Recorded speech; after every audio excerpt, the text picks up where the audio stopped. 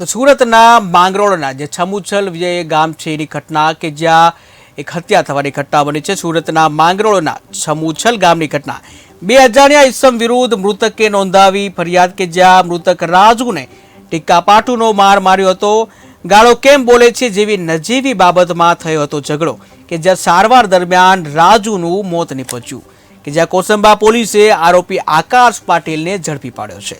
તો સુરતના માંગરોળના છમુછલ ગામની આ ઘટના છે જ્યાં 2 અજાણ્યા ઇસમ વિરુદ્ધ જે ફરિયાદ નોંધવામાં આવી છે જ્યાં મૃતક રાજુને ટીક્કાપાટુનો માર મારવામાં આવ્યો હતો।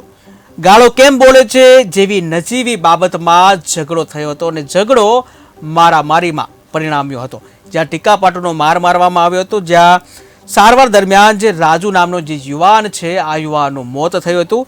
તો કોસંબા પોલીસે આરોપી આકાશ પાટીલ કે જેને હુમલો કર્યો હતો તે આકાશ પાટીલને ઝડપી પાડ્યો છે।